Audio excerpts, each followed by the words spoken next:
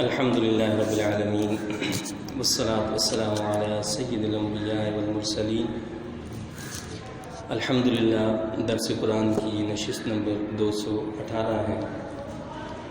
اس سے پہلے سورہ مریم کی آیت نمبر 50 تک درس دیا جا چکا ہے۔ آج انشاءاللہ تعالی سورہ مریم کی آیت نمبر 51 سے درس کا آغاز ہوگا۔ اس میں اللہ رب العزت کا ارشاد پاک ہے: اعوذ باللہ من الشیطان الرجیم، بسم اللہ الرحمن الرحیم، واذکر فی الکتاب موسیٰ انہ کان مخلصا وکان رسولا نبیا۔ اور ذکر فرمائیے کتاب میں موسیٰ علیہ السلام کا، بے شک وہ اللہ کے چنے ہوئے تھے اور رسول و نبی تھے۔ اس سے پہلے حضرت سیدنا ابراہیم خلیل اللہ علیہ السلام کا تذکرہ ہوا، اور اسی طرح حضرت عیسیٰ علیہ السلام، حضرت زکریا علیہ السلام، حضرت یحییٰ علیہ السلام کا ذکر خیر بھی گزرا۔ اب یہاں حضرت موسیٰ علیہ السلام کا ذکر خیر موجود ہے، اور یہ بھی ایک ایسے موقع کی بات ہے کہ جب حضرت موسیٰ علیہ السلام جو تھے وہ یعنی مدین سے واپس لوٹ رہے تھے، تو اس کا تذکرہ کرنے سے پہلے کہ کب ہم نے ان کو نبوت سے کیسے نوازا، اللہ نے فرمایا کہ ذکر فرمائیے کتاب میں موسیٰ کا، بے شک وہ اللہ کے چنے ہوئے تھے اور رسول و نبی تھے۔ یہ بھی اللہ کے برگزیدہ بندوں میں سے تھے، رسول بھی تھے اور نبی بھی تھے۔ اب یہ رسول اور نبی کا فرق کیا ہے؟ علماء کہتے ہیں کہ نبی وہ ہوتا ہے کہ جو ہے اس کے لیے نئی شریعت لازمی نہیں ہوتی، ضروری نہیں ہوتی، لیکن رسول وہ ہوتا ہے کہ جو صاحب کتاب، صاحب شریعت ہوتا ہے، یعنی اسے نہ صرف یہ کہ وہ نبی ہوتا ہے، اسے شریعت دی جاتی ہے، اور وہ چاہے نئی شریعت ہو، چاہے پہلے کسی نبی کی شریعت ہی کے مطابق ان کو حکم دیا جائے کہ اس کے مطابق عمل کریں، اور کسی دوسری قوم کے اندر وہ چلے جائیں، جیسے حضرت اسماعیل علیہ السلام کی ذات گرامی ہے۔ تو اس طرح ہم یہ کہہ سکتے ہیں کہ نبی جو ہے وہ رسول نہیں ہوتا، لیکن رسول نبی بھی ہوتا ہے۔ جو رسول ہوگا وہ نبی بھی ہوگا، اور جو نبی ہے وہ رسول نہیں ہے۔ حدیث شریف میں بھی ہے، اللہ کے نبی صلی اللہ علیہ وسلم سے جب انبیاء کرام علیہ السلام کی تعداد پوچھی گئی تو فرمایا، حدیث پاک کا مفہوم ہے کہ کم و بیش 1,24,000 نبی جو ہیں وہ تشریف لائے، اور رسولوں کے حوالے سے اللہ کے نبی صلی اللہ علیہ وسلم نے فرمایا کہ وہ 313 یا 315 تھے۔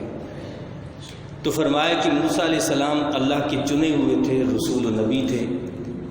وَنَادَيْنَاهُ مِن جَانِبِ الطُّورِ الْأَيْمَنِ وَقَرَّبْنَاهُ نَجِيًّا،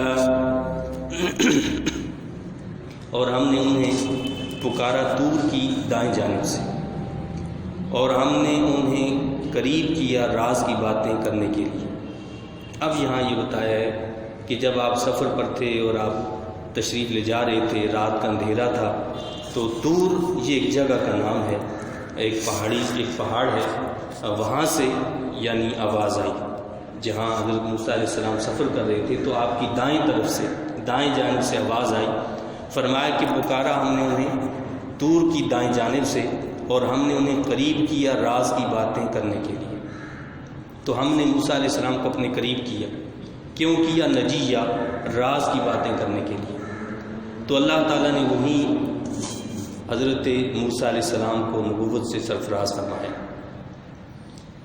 تو اس سے صوفیاء کرام یہ فرماتے ہیں کہ یہ واضح ہوتا ہے کہ تنہائی کی عبادت، اکیلے میں عبادت کرنا، یہ اللہ کو بڑا پسند ہے۔ حضرت موسیٰ علیہ السلام کو رات کے اندھیرے میں، تنہائی میں اللہ نے پکارا، آواز دی کہ ادھر آؤ، اور حضرت موسیٰ علیہ السلام جو ہیں گئے اور آپ کو اللہ نے نبوت سے سرفراز فرمایا۔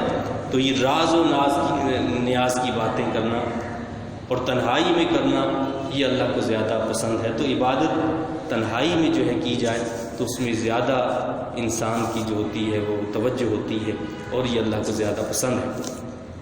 وَوَهَبْنَا لَهُ مِن رَحْمَتِنَا أَخَاهُ هَارُونَ نَبِيًّا، اور ہم نے بخشا انہیں اپنی خاص رحمت سے ان کا بھائی ہارون جو نبی تھا۔ اللہ تعالیٰ نے حضرت موسیٰ علیہ السلام کو نبوت سے سرفراز فرمایا تو حکم دیا کہ فرعون کے پاس جاؤ، تو آپ نے عرض کی کہ مولا کریم مجھے ڈر ہے کہ وہ کہیں مجھے قتل نہ کر دے، کیونکہ وہ آپ کے قتل کے در پہ تھا، تو اس لیے میرے ساتھ جو ہے میرے بھائی ہارون کو بھی جو ہے اس کام کے لیے نامزد کیا جائے۔ اللہ تعالیٰ نے حضرت سیدنا موسیٰ علیہ السلام کی دعا کو قبول کیا اور آپ کی دعا کی بدولت حضرت ہارون علیہ السلام کو نبوت سے سرفراز فرمایا، یعنی آپ نبی بن گئے۔ اسی لیے کہتے ہیں نا کہ اللہ والوں کی دعا میں وہ خزانے ملتے ہیں جو دنیا کے بڑے بڑے بادشاہوں کے خزانوں میں موجود ہی نہیں ہوتے۔ نبوت کس کے پاس موجود ہے؟ کوئی دے سکتا ہے نبوت؟ تو یہ نبوت جو ملی حضرت ہارون علیہ السلام کو، یہ حضرت موسیٰ علیہ السلام کی دعا سے ملی۔ تو اب اگر اللہ والے نیک اور صالحین دعا کریں اور اللہ سے یہ کہیں کہ مولا فلاں کی فلاں مشکل حل کر دے، فلاں بے اولاد اس کو اولاد عطا کر دے، تو یہ کون سی بڑی بات ہے؟ جب نبوت جیسا انعام، اتنی بڑی نعمت اللہ نے اپنے کلیم علیہ السلام کہ دعا کے طفیل میں حضرت ہارون علیہ السلام کو دے دی، ان کو نبی بنا دیا، تو یہ ساری دیگر جو نعمتیں ہیں یہ تو اس کے مقابلے میں کوئی اہمیت نہیں رکھتی۔ تو یہاں سے پتہ چلتا ہے کہ اللہ کے ہاں اس کے مقرب بندوں کا، اس کے نیک بندوں کا کتنا بلند مقام ہوتا ہے۔ وَاذْكُرْ فِي الْكِتَابِ إِسْمَاعِيلَ، اور ذکر کیجیے کتاب میں اسماعیل علیہ السلام کا، إِنَّهُ كَانَ صَادِقَ الْوَعْدِ وَكَانَ رَسُولًا نَبِيًّا، بے شک وہ وعدے کے سچے تھے اور رسول اور نبی تھے۔ اب یہاں پر حضرت اسماعیل علیہ السلام کا ذکر آیا ہے، اس سے پہلے حضرت اسحاق علیہ السلام کا ذکر بھی گزر چکا، وہ بھی حضرت ابراہیم علیہ السلام کے بیٹے ہیں، اور حضرت اسماعیل علیہ السلام بھی حضرت ابراہیم علیہ السلام کے بیٹے ہیں۔ مشرکین جو یہودی تھے، یہودی اس بات پر ناز کیا کرتے تھے کہ جی ہم اسحاق علیہ السلام کی اولاد سے، کیونکہ حضرت اسحاق علیہ السلام کے بیٹے تھے حضرت یعقوب علیہ السلام، اور حضرت یعقوب علیہ السلام سے یہ جتنے بھی بنی اسرائیل کہلاتے ہیں، یہ سلسلہ جو چلتا ہے وہ حضرت یعقوب علیہ السلام سے چلتا ہے۔ تو وہ کہتے تھے کہ نہیں، بس اسحاق علیہ السلام جو ہیں وہی جو ہیں نبی تھے اور ان کو اللہ نے نبوت سے دیا تھا، اس لیے ان کو فخر تھا کہ ہم نبیوں کی اولاد سے ہیں۔ تو یہودی جو ہیں وہ انکار کرتے تھے اسماعیل علیہ السلام کی نبوت کا۔ تو اللہ تعالیٰ نے یہاں پر حضرت اسماعیل علیہ السلام کا ذکر بھی کر دیا اور بتا دیا کہ وہ بھی اللہ کے نہ صرف یہ کہ نبی تھے بلکہ رسول بھی تھے۔ جہاں حضرت اسحاق علیہ السلام کا ذکر ہے وہاں اللہ نے فرمایا کہ وَكُلًّا جَعَلْنَا نَبِيًّا، ان سب کو ہم نے نبی بنایا ہے۔ لیکن حضرت اسماعیل علیہ السلام کا ذکر کیا تو کیا فرمایا؟ وَكَانَ رَسُولًا نَبِيًّا، وہ نہ صرف یہ کہ نبی تھے بلکہ وہ رسول بھی تھے، یعنی ان کا مقام ان سے بہت بلند تھا۔ تو یہ کہہ دینا کہ جی ذبیح اللہ جو ہیں وہ حضرت اسحاق علیہ السلام ہیں، یہودی کہتے ہیں کہ نہیں، ذبیح جو ہے یعنی جنہوں نے قربانی اپنی پیش کی تھی وہ حضرت اسحاق علیہ السلام تھے، تو ایسا نہیں ہے، وہ حضرت اسماعیل علیہ السلام ہی تھے۔ اور یہ تورات میں ان کی اپنی کتاب کے اندر موجود ہے کہ تقریباً انہوں نے لکھا ہے کہ 80 سال کی عمر کے اندر حضرت اسماعیل علیہ السلام کی پیدائش ہوئی اور بعد میں حضرت اسحاق علیہ السلام پیدا ہوئے۔ اس بات کو تورات میں بھی تسلیم کیا گیا ہے۔ تو اللہ نے فرمایا کہ ذکر کیجیے کتاب میں اسماعیل کا، بے شک وہ وعدے کے سچے تھے۔ خاص بات یہاں کی کیا کی ہے ان کے حوالے سے، وہ وعدے کے بڑے سچے تھے۔ اب اس سے بڑی بات کیا ہو سکتی ہے کہ وعدے کی سچائی، کہ اپنے والد گرامی سے کیا فرمایا؟ یا ابت افعل ما تؤمر ستجدنی ان شاء اللہ من الصابرین، اے والد گرامی آپ کو جو حکم ملا ہے، آپ نے فرمایا تھا نا کہ میں دیکھ رہا ہوں کہ میں تمہیں ذبح کر رہا ہوں، تو تمہارا کیا ارادہ؟ تو آپ نے فرمایا کہ آپ کو جو حکم ملا ہے آپ وہ کر بیٹھیں، میں صبر کروں گا۔ یہ وعدہ کیا اپنے والد گرامی سے اور اس کو سچا کر دکھایا۔ آپ چلے گئے، بلکہ اپنے والد گرامی سے کہا کہ اپنی آنکھوں پر پٹی باندھ لیں، کہیں ایسا نہ ہو کہ اللہ کے حکم میں کوئی آپ کو جو ہے بیٹے کے چہرے کو دیکھ کر ترس آ جائے اور اللہ کے حکم میں تاخیر ہو جائے، ایسا بھی نہیں ہونا چاہیے۔ تو اس وعدے کو پورا کیا آپ نے اور اللہ نے اس کا صلہ عطا فرمایا۔ اور پھر اس کے علاوہ بھی آپ کی عملی زندگی کے اندر بھی کہتے ہیں کہ آپ بڑے وعدے کے پکے تھے، کہ ایک شخص نے آپ سے کہا کہ فلاں وقت فلاں جگہ پر آپ سے ملاقات کرنی ہے، تو 3 دن تک آپ وہاں اس جگہ پر رہے، اور ایک روایت میں آتا ہے کہ 1 سال تک اس جگہ پر رہے۔ اب اس کا یہ مطلب نہیں ہے کہ آپ 1 سال یا 3 دن مسلسل وہیں اس جگہ پر رہے، مقصد یہ کہ جو وقت مقرر تھا اس وقت مقررہ پر اس جگہ پر آپ حاضر ہوتے تھے، اب وہ 3 دن ہو یا 1 سال ہو، تو اتنا عرصہ تک آپ اس وعدے کی پابندی کے لیے اس مقررہ وقت پر اس جگہ پر حاضر ہوتے تھے۔ تو فرمایا کہ وہ وعدے کے سچے تھے، رسول اور نبی تھے۔ وَكَانَ يَأْمُرُ أَهْلَهُ بِالصَّلَاةِ وَالزَّكَاةِ وَكَانَ عِندَ رَبِّهِ مَرْضِيًّا، اور وہ حکم دیا کرتے تھے اپنے گھر والوں کو نماز پڑھنے اور زکوٰۃ ادا کرنے کا، اور اپنے رب کے نزدیک بڑے پسندیدہ تھے۔ حضرت اسماعیل علیہ السلام کے ذکر میں کیا فرمایا ہے؟ ایک تو وہ وعدے کے بڑے سچے تھے، دوسری بات کیا فرمائی کہ وہ اپنے گھر والوں کو نماز کا حکم دیا کرتے تھے، تیسری چیز یہ فرمائی کہ وہ زکوٰۃ ادا کرنے کا بھی حکم دیا کرتے تھے، زکوٰۃ بھی ادا کرتے تھے۔ یہ 3 کام یعنی بتائیں، گویا یہ اللہ کے وہ پسندیدہ کام ہیں جن کا اللہ نے یہاں ذکر کیا، وعدے کو پورا کرنا اور نماز کو ادا کرنا، زکوٰۃ ادا کرنا۔ یہ 3 ایسے عمل ہیں جو اللہ کو بہت زیادہ پسند ہے، اور پھر اللہ نے ان کے بارے میں فرمایا کہ اللہ کے وہ بڑے پسندیدہ بندے تھے۔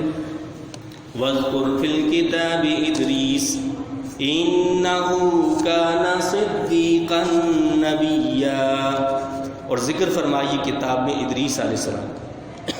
اب یہاں پر حضرت ادریس علیہ السلام کا تذکرہ آتا ہے، اور ان کے بارے میں اللہ فرماتا ہے کہ بے شک وہ بڑے راست باز تھے اور نبی تھے۔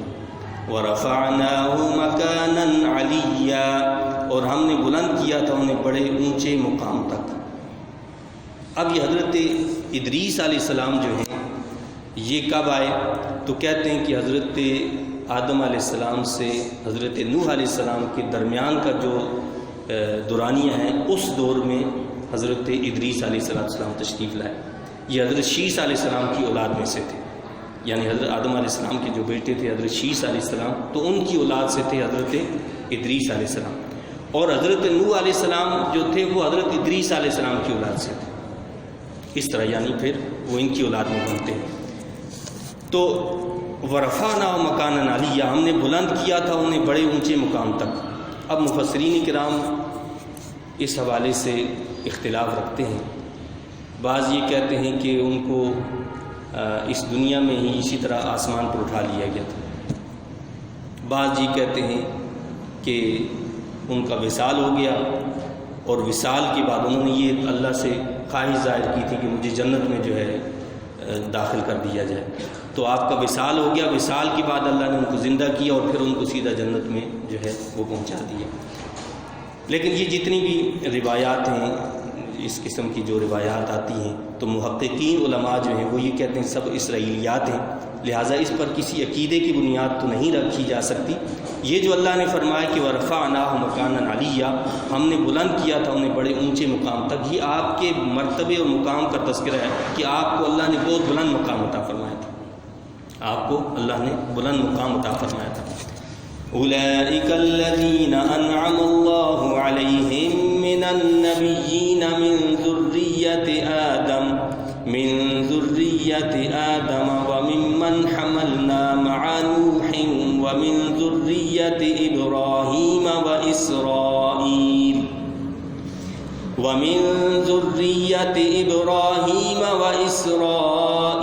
وممن هدينا واجتبينا۔ یہ وہ مقدس ہستیاں ہیں جن پر انعام فرمایا اللہ تعالیٰ نے انبیاء کرام علیہ السلام کے زمرے سے، یہ آدم علیہ السلام کی اولاد سے تھے، یعنی یہ جن کا ذکر کیا پیچھے سارا تذکرہ ہوا، تو فرمایا کہ یہ سب وہ لوگ ہیں کہ جن پر اللہ نے انعام فرمایا۔ یہ آدم علیہ السلام کی اولاد سے تھے، جیسے میں نے بتایا کہ حضرت ادریس علیہ السلام تھے، وہ حضرت آدم علیہ السلام کی اولاد سے، اور بعض ان کی اولاد جن کو ہم نے سوار کیا تھا کشتی میں نوح کے ساتھ، یعنی حضرت نوح علیہ السلام کی اولاد سے، ان کے جو بیٹے تھے ان کی اولاد سے جو پیدا ہوئے، تو یہ کچھ ان کی اولاد ہیں۔ وَمِن ذُرِّيَّةِ ابراہیم، اور بعض ابراہیم علیہ السلام کی اولاد ہیں، اور یعقوب علیہ السلام کی اولاد سے تھے، اور ان میں سے جنہیں ہم نے ہدایت دی اور چن لیا۔ یہ سب وہ لوگ ہیں جن کو ہم نے ہدایت دی اور جن کا انتخاب کر لیا، جن کو چن لیا۔ تو یہ جتنا بھی تذکرہ ہے یہ ان انعام یافتہ لوگوں کا ذکر ہے جن پر اللہ نے اپنا انعام اور اکرام کیا۔ اِذَا تُتْلَى عَلَيْهِمْ آيَاتُ الرَّحْمَنِ خَرُّوا سُجَّدًا وَبُكِيًّا۔ تو یہ جو ہے آیت سجدہ ہے، اور ہم سب پر سجدہ واجب ہو گیا ہے۔ جب درس ختم ہو تو سنتوں سے پہلے سجدہ تلاوت جو ہے ادا کر لیا جائے۔ یہاں اللہ تعالیٰ نے اپنے ان برگزیدہ بندوں کا تذکرہ کرتے ہوئے بتایا ہے، ان کا عمل بتایا کہ ان کا عمل کیا تھا، ان کا کردار کیا تھا۔ فرمایا کہ جب پڑھی جاتی ان کے سامنے رحمان کی آیتیں تو وہ گر پڑتے ہیں سجدہ کرتے ہوئے اور زار و کتار روتے ہیں۔ یہ انعام یافتہ اللہ کے نیک بندوں کا، اللہ کے نبیوں کا طرز عمل تھا کہ اللہ کی آیتوں کو جب وہ سنتے تھے تو وہ روتے تھے اور سجدہ ریز ہو جایا کرتے تھے، وہ اللہ کے حضور سجدہ ریزی کرتے تھے۔ اس لیے ہمیں بھی حکم ہے کہ جہاں پر سجدہ تلاوت آ جائے تو ہم بھی سجدہ کریں، یعنی ہم ان کی نقل کریں، اللہ کے نیک صالحین بندوں کی نقل کریں۔ تو جب اللہ کے نیک اور صالحین کی نقل کی جاتی ہے تو ان پر بھی اللہ کی رحمتوں کا نزول ہوتا ہے، اللہ کی برکتوں کا نزول ہوتا ہے۔ اب آپ اندازہ کر سکتے ہیں کہ جب نیک اور صالحین کی نقل نہیں کی جائے گی تو دوسروں کی نقل کریں گے تو پھر اللہ کا عذاب بھی نازل ہوگا، یعنی شیاطین کی، شیطان کے پیروکاروں کی، اللہ کے دشمنوں کی جب ہم نقل کریں گے تو معاملہ بھی ویسا ہوگا۔ اللہ والوں کی نقل کریں گے تو ان کی نقل بھی جو ہے وہ اللہ کے ہاں بڑی پسندیدہ ہے۔ تو اللہ تعالی ہمیں اپنے صالحین کی نقل کرنے والوں میں بنائے اور ہمارے اندر خلوص پیدا فرمائے۔ فَخَلَفَ مِن بَعْدِهِمْ خَلْفٌ أَضَاعُوا الصَّلَاةَ وَاتَّبَعُوا الشَّهَوَاتِ فَسَوْفَ يَلْقَوْنَ غَيًّا۔ پس جانشین بنے ان کے بعد وہ ناخلف جنہوں نے ضائع کیا نمازیں اور پیروی کی خواہشات نفسانی کی، سو وہ دوچار ہوں گے اپنی نافرمانی کی سزا سے۔ اب اللہ نے بتایا اپنے نبیوں کا ذکر کرنے کے بعد، اپنے انعام یافتہ بندوں کا ذکر کرنے کے بعد کہ پس جانشین بنے ان کے بعد وہ ناخلف، ان کے بعد جو جانشین بننے والے تھے، جو پیچھے آنے والے لوگ تھے، انہوں نے کیا کیا؟ انہوں نے نمازوں کو ضائع کر دیا۔ بنی اسرائیل جو تھے وہ سارے نبیوں کی اولاد سے تھے نا، لیکن کیا کیا؟ نبیوں کی تعلیمات کے برعکس چلنا شروع کر دیا۔ بس اسی پہ فخر جی ہم تو نبیوں کی اولاد ہیں۔ آج آپ یہ دیکھ لیں، ہم اپنے ارد گرد دیکھ لیں، ہم اپنے جاننے پہچاننے والوں میں دیکھ لیں کہ وہ لوگ جن کے آباء و اجداد بڑے متقی تھے، پرہیزگار تھے، اولیاء کاملین تھے، ان کی اولادوں کو آپ دیکھیں وہ کس ڈگر پر چل رہے ہیں، ان کا طرز عمل کیا ہے۔ ان کے آباء و اجداد نے اپنی زندگیاں اللہ کی عبادت میں صرف کر دیں، اللہ کی راہ میں صرف کر دیں، اپنا مال، اپنی دولت، اپنا سب کچھ اللہ کے لیے لٹا دیا۔ ان کے تو مستحبات اور مندوبات بھی نہیں چھوٹا کرتے تھے، وہ مستحبات اور نوافل کی بھی پابندی ایسے کرتے تھے جیسے فرائض کی پابندی کی جائے۔ اب حال یہ ہے کہ فرائض کی پرواہ نہیں ہے تو نوافل مستحبات کو کون پوچھے گا؟ یعنی فرائض ہی ادا نہیں کیے جاتے، فرائض کو یہ اہمیت نہیں دی جاتی ہے۔ اور فرائض میں سب سے بنیادی جو بات اللہ نے فرمائی وہ کیا ہے؟ اضاعوا الصلاۃ، انہوں نے نماز کو ضائع کر دیا۔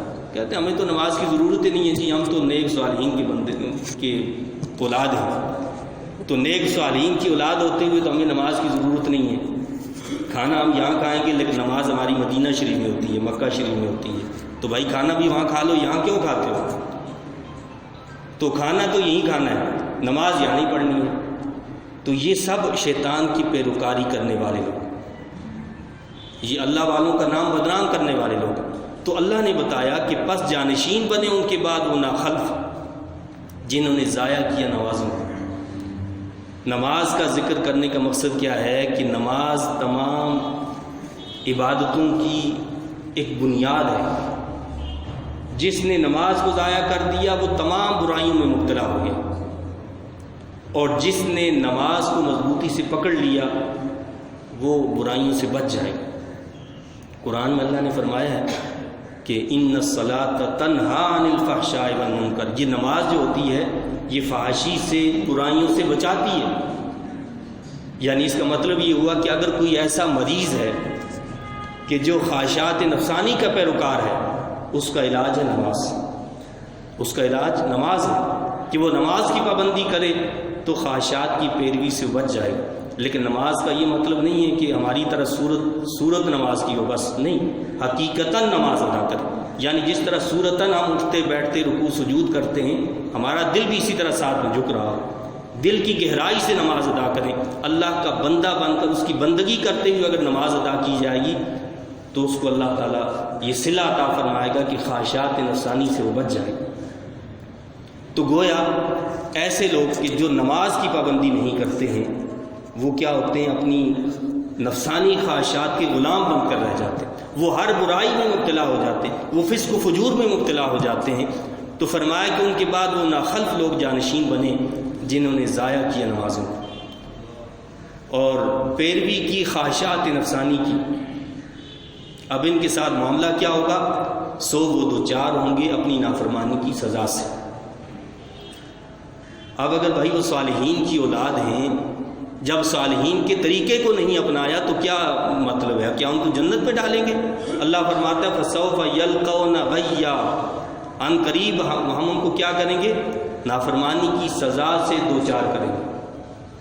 حضرت نوح علیہ السلام کا ذکر اللہ نے قرآن میں کیا ہے کہ ان کے ایک بیٹے نے نافرمانی کی۔ حضرت نوح علیہ السلام نے بلایا کہ آؤ بیٹا میرے ساتھ کشتی میں بیٹھو، وہ نہیں آیا، اللہ نے اس کو غرق کر دیا۔ اور جب حضرت نوح علیہ السلام نے اللہ سے عرض کی کہ مولا یہ تو میرا بیٹا اور تیرا وعدہ ہے کہ میرے اہل کو، میرے عیال کو تو غرق نہیں کرے گا، فرمایا کہ وہ تیرے اہل سے خارج ہو گیا، جس نے آپ کی اتباع نہیں کی، جس نے آپ کی پیروی نہیں کی، جو آپ پر ایمان نہیں لایا، وہ تو آپ کے اہل سے ہی خارج ہو چکا۔ اب اگر کوئی سادات سے تعلق رکھتا ہے، ہمارے لیے سادات قابل احترام ہے، لیکن سادات سے تعلق رکھنے والا شخص خود رسول اللہ صلی اللہ علیہ وسلم کی تعلیمات کے برعکس چل رہا ہو، جو خود رسول اللہ صلی اللہ علیہ وسلم کی تعلیمات کے الٹ چل رہا ہو، تو پھر کب وہ تعظیم اور تکریم کے قابل رہے گا کہ جو رسول اللہ صلی اللہ علیہ وسلم کی تعلیمات کے برعکس چل رہا ہے، جو رسول اللہ صلی اللہ علیہ وسلم نے فرمایا وہ اس کے خلاف کر رہا ہے، جس کا عقیدہ خراب ہو چکا ہو، جو صحابہ کرام کو گالیاں دے رہا اور اپنے آپ کو سادات سے بتاتا ہو، تو وہ کب قابل تعظیم اور قابل اکرام ہو سکتا ہے؟ قابل تعظیم اور قابل اکرام تب تک ہے جب تک اللہ کے نبی صلی اللہ علیہ وسلم کی تعلیمات پر ملتے رہے، لیکن جب اللہ کے نبی صلی اللہ علیہ وسلم کی تعلیمات سے کوئی انحراف کر لے تو اس کا اللہ کے نبی صلی اللہ علیہ وسلم کے خاندان سے کوئی تعلق قائم نہیں رہتا، وہ خارج ہو جاتا ہے۔ تو اللہ نے فرمایا کہ فَسَوْفَ يَلْقَوْنَ غَيًّا، سو دوچار ہوں گے اپنی نافرمانی کی سزا سے۔ اب یہ غی کیا ہے؟ حدیث شریف میں آتا ہے کہ غی یہ جہنم کی وادی ہے، اور ایک ایسی وادی ہے کہ جس سے جہنم کی دوسری وادیاں بھی پناہ مانگتی ہیں، اللہ کی پناہ مانگتی ہیں، یا اللہ اس سے ہمیں بچانا۔ اس وادی میں ان کو ڈالا جائے گا۔ اور ایک اور حدیث شریف میں ہے کہ اللہ کے نبی صلی اللہ علیہ وسلم نے فرمایا کہ جب الحزن سے اللہ کی پناہ مانگا کرو۔ صحابہ کرام نے عرض کی کہ یا رسول اللہ صلی اللہ علیہ وسلم یہ جب الحزن کیا ہے؟ تو اللہ کے نبی صلی اللہ علیہ وسلم نے فرمایا کہ یہ ایک وادی ہے، جہنم کی ایک وادی ہے، جس سے دوسری وادیاں بھی دن میں 100 مرتبہ اللہ کی پناہ طلب کرتی ہیں کہ یا اللہ اس سے ہمیں بچانا۔ صحابہ کرام نے عرض کی کہ یا رسول اللہ صلی اللہ علیہ وسلم اس میں کون جائے گا؟ فرمایا کہ اس میں قرہ جائیں گے، قرہ، قرآن پڑھنے والے قرہ۔ کون سے قرہ؟ جو قرآن پڑھتے تھے اور قرآن کا دکھاوا کیا کرتے تھے، یعنی دکھلانے کے لیے قرآن پڑھا کرتے تھے، ان کو اس وادی کے اندر ڈالا جائے گا۔ اللہ نے اپنی پناہ میں۔ تو مقصد یہ ہے کہ جو بھی بندے کا عمل ہو وہ محض رضا الہی کے لیے ہونا چاہیے، وہ اللہ کی رضا کے لیے ہونا چاہیے، اللہ کی خوشنودی کے لیے ہونا چاہیے، بندوں کی خوشنودی کے لیے نہیں، لوگوں کو خوش کرنے کے لیے نہیں، بلکہ اللہ کو، اس کے نبی صلی اللہ علیہ وسلم کو خوش کرنے کے لیے ہونا چاہیے۔ تو فرمایا کہ فسوف یلقون غیا۔ اب ان لوگوں میں سے کس کو اللہ بچائے گا؟ ان کا ذکر کرتے ہوئے اللہ نے فرمایا إِلَّا مَن تَابَ وَآمَنَ وَعَمِلَ صَالِحًا فَأُولَئِكَ يَدْخُلُونَ الْجَنَّةَ وَلَا يُظْلَمُونَ شَيْئًا۔ مگر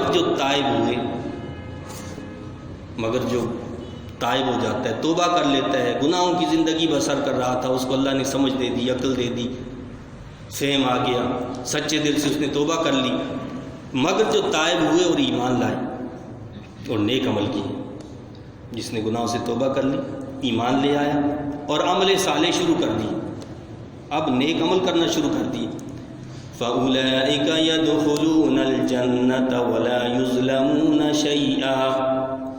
تو یہ لوگ جنت میں داخل ہوں گے اور ان پر ذرا ظلم نہیں کیا جائے گا۔ یعنی نافرمانوں کا ذکر کرنے کے بعد ان کو غی میں ڈالا جائے گا، اب ایمان والوں کا ذکر ہے کہ ان کو اللہ تعالیٰ جنت میں داخل فرمائے گا۔ جنات عدن التي وعد الرحمن عباده بالغیب۔ سدا بہار چمن جن کا وعدہ خداوند رحمان نے اپنے بندوں سے غیب میں کیا ہے۔ انه كان وعده مأتیا، یقیناً اس کا وعدہ پورا ہو کر رہنے والا ہے۔ لا يسمعون فيها لغوا الا سلاما، نہیں سنیں گے جنت میں کوئی لغو بات بجز سلامت رہو کی دعائیہ صدا کی۔ جنت کے اندر کوئی فضول بات نہیں ہوگی۔ وہاں تو کیا فرمایا؟ وہاں صرف سلامتی کے الفاظ سنے جائیں گے، بجز سلامت رہو کی دعائیہ صدا کی، السلام علیکم۔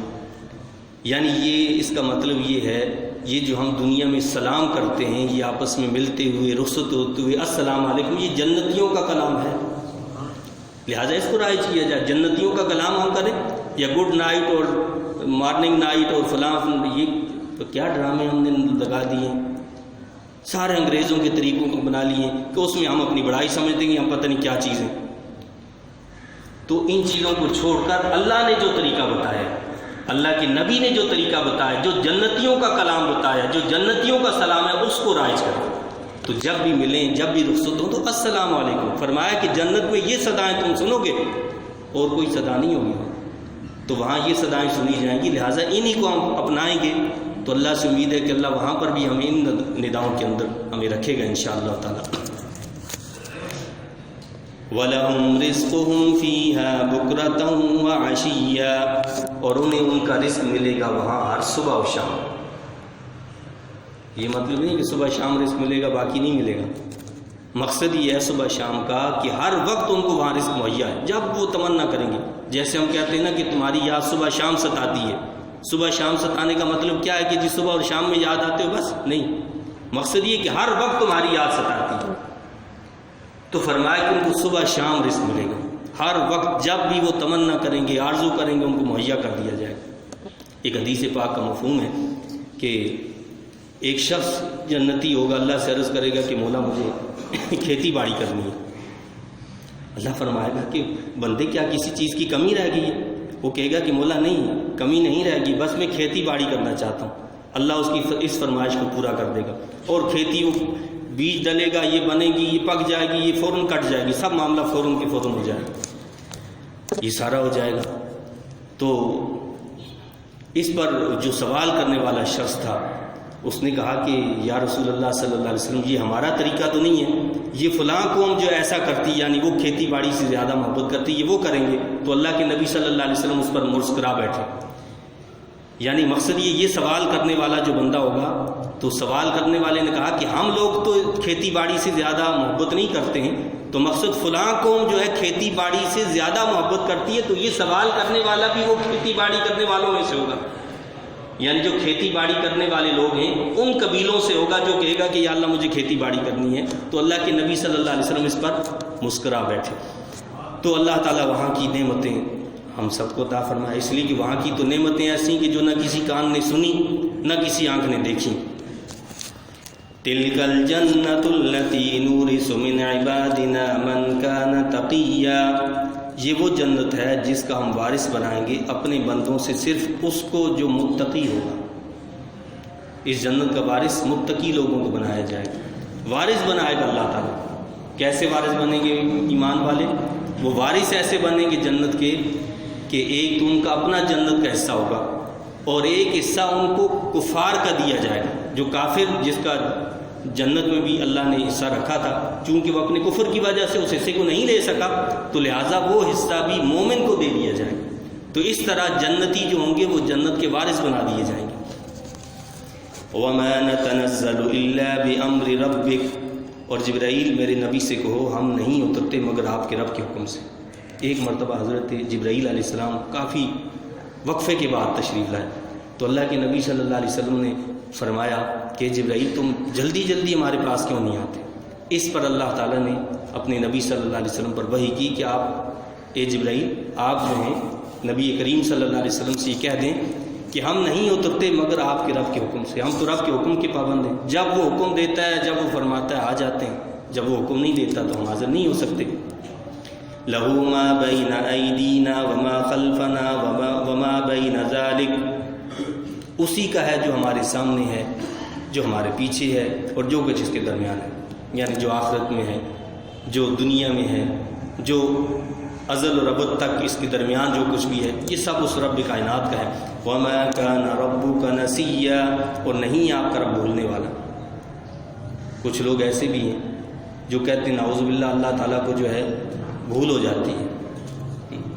عقیدہ بدا، اپنے آپ کو مسلمان کہنے والے کچھ لوگ ایسے بھی ہیں، ان کا عقیدہ بدا. عقیدہ بدا کا مطلب یہ ہے کہ اللہ کو نعوذ باللہ بھول ہو جاتی ہے کبھی کبھی. اللہ نے اس کا رد فرما دیا ہے. یہاں پر کیا فرمایا ہے؟ وَمَا كَانَ رَبُّكَ نَسِيًّا، اور نہیں ہے آپ کا رب بھولنے والا. آپ کے رب کو کبھی بھول نہیں ہوتی ہے، وہ بھول سے پاک ہے، وہ ہر عیب سے پاک ہے. رب السماوات والارض وما بينهما فاعبده واصطبر لعبادته، وہ پروردگار ہے آسمانوں اور زمین کا اور جو کچھ ان کے درمیان ہے، سو اس کی عبادت کرو اور ثابت قدم رہو اس کی عبادت پر. هل تعلم له سمیا، کیا تم جانتے ہو کہ اس کا کوئی ہم مثل ہے؟ یہ بھی بڑا عجیب اتفاق ہے کہ مشرکین نے اور اللہ کے سوا دوسرے معبود بنانے والوں نے اپنے بت بنائے، معبود بنائے، ان کے نام طرح طرح کے رکھے، لیکن کسی نے اللہ کا نام، اللہ اپنے کسی بت کا نام نہیں رکھا ہے. تو اس کا ایک مطلب تو یہی ہے کہ کیا تم جانتے ہو کہ اس کا کوئی ہم مثل ہے؟ کیا تمہیں پتہ ہے کہ دنیا میں کوئی اللہ کا ہم مثل ہے؟ اور سمیہ یعنی اس کے نام جیسا. تو دوسرا مطلب اس کا یہ ہے کہ تم کوئی جانتے ہو دنیا کے اندر کوئی اللہ کا جو نام اللہ ہے، اس کے علاوہ کوئی اللہ کوئی بت بھی بنایا ہو؟ کبھی کسی نے بھی اپنے کسی بت کا نام اللہ نہیں رکھا. یہ بھی اللہ کی شان ہے اور یہی اللہ کا ذاتی نام ہے. باقی تو جتنے نام ہیں وہ سب صفاتی نام ہے نا، یعنی رحمان ہے، رب ہے، دیگر جتنے بھی نام ہیں، حافظ ہے، مہیمن ہے، حکیم ہے، حلیم، یہ سارے نام صفاتی نام ہیں اللہ تعالیٰ کے. لیکن اس کا ذاتی نام کیا ہے؟ وہ اللہ ہے. اور یہ اللہ جو نام ہے، اللہ کی مثل ہونا تو دور کی بات ہے. فرمایا کہ اس نام جیسا نام بھی آج تک کوئی نہیں رکھ سکا، اور ایسا ممکن ہی نہیں ہے کہ یہ نام تو اسی کا ہے. تو لہٰذا اس کی توفیق بھی اللہ کسی کو نہیں دے گا کہ وہ ایسا کر لے کہ اس کے نام جیسا نام ہی اپنے کسی بت کا رکھ دے. اللہ تعالیٰ سے دعا التجا ہے کہ اللہ تعالیٰ مجھے آپ کو ہم سب کو قرآن کریم کی تعلیمات کی سمجھ عطا فرمائے اور ان کے مطابق عمل کی توفیق عطا فرمائے. آمین. وآخر دعوانا ان الحمد للہ رب العالمین. سجدہ تلاوت چونکہ ہوا ہے تو لہٰذا سنتوں سے پہلے سجدہ تلاوت عطا فرمائے.